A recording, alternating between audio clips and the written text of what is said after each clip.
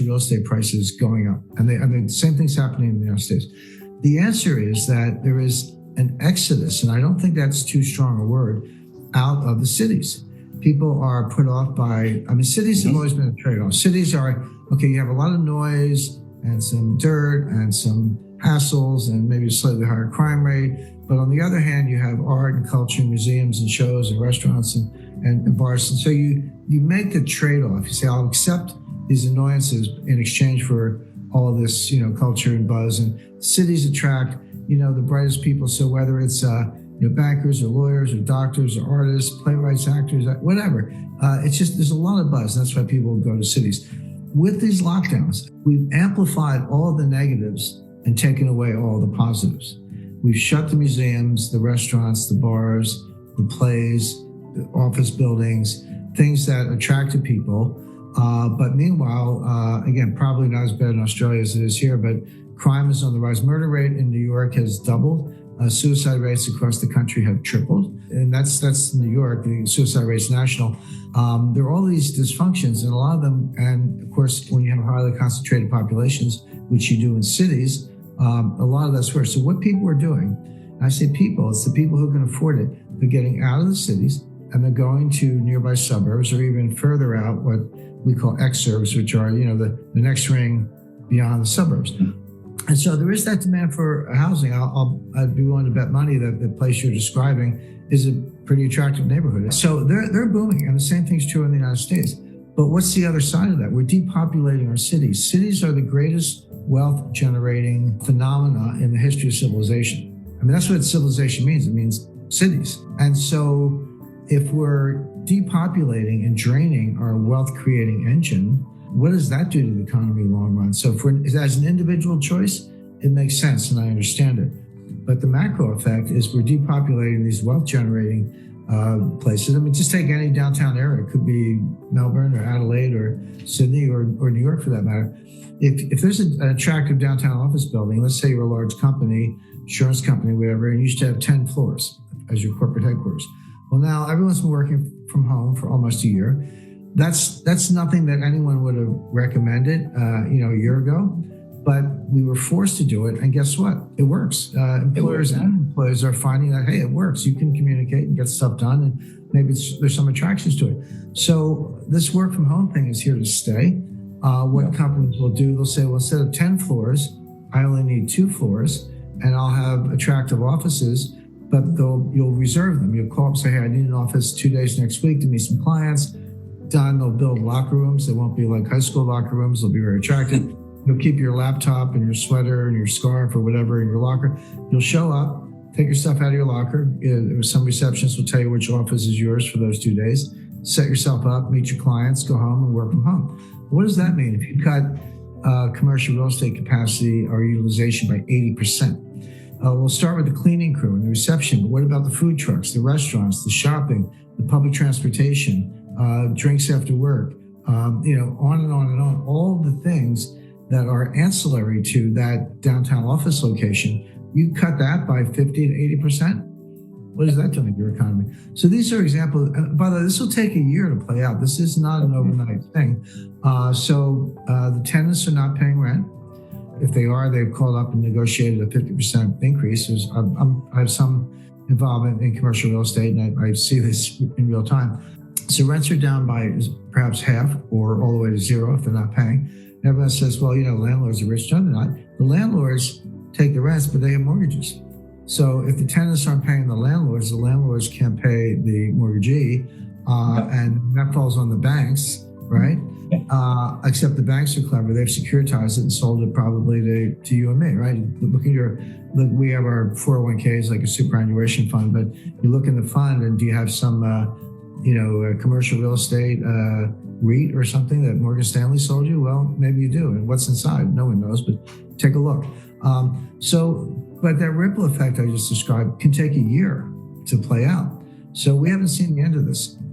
So the bottom line on all this is that interest rates are going up in anticipation of inflation based on handouts. The reality is the handouts are not being spent, they're being saved, which does nothing for inflation. And it's also not sustainable, which is what are you going to do? Hand out a $2 trillion deficit spending package every 6 months? Because that's kind of what we've been doing since last summer. And they keep saying, well, this is the last one. It'll be sustainable. It's not sustainable. It's a handout and people need the money. But if they put it in the bank, which they're doing, this is a classic liquidity trap. So what's going to happen? Yeah. But meanwhile, the interest rates are going up, perhaps for the wrong reason, but they're going up. That's going to slow the economy further. We're already seeing mortgage applications dry up. We're seeing the housing bubble, not bubble, but pretty steep increase in residential housing starting to level up. So by, hard to say, but I would say by March or April, this whole thing is going to go in reverse. Everything we just talked about is going to go in reverse. The economy is not going to have the traction. Unemployment is going to remain high. Velocity is going to continue to drop. There's not going to be any inflation. Those interest rates are headwind. They're going to drop, and the price of gold is going to shoot up. So my advice to potential gold investors is it's on sale. Go get some right now. It's always better to buy low and sell high. And I would expect the price to be much higher by mid-year. I know that you've said this before, or I'm pretty sure you've said this before, that to stimulate an economy, you need to reduce interest rates by somewhere around 3-4% to have an effect. When interest rates are currently at zero, how can you do that? Where do you go from zero?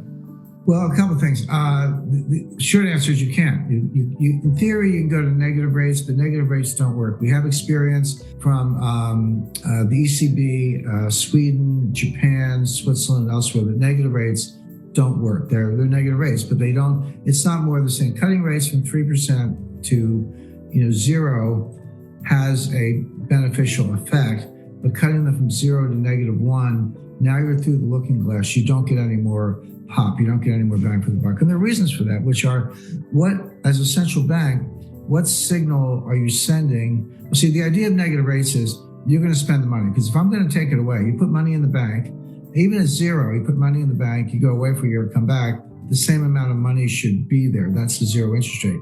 But a negative interest rate, -1%, you put $100,000 in the bank, you go away for a year, you come back, you only have $99,000. Because I took $1,000, that's 1% negative interest. So the idea is, I'm going to take your money, you're going to spend it fast because you don't want me to take your money.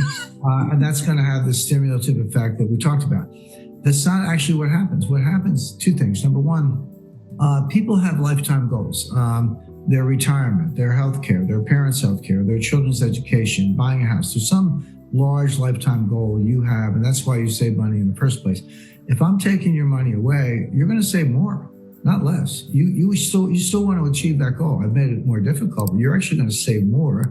They want you to spend it, but now you're saving more. And the second thing is, what signal is a central bank sending when they have negative interest rates?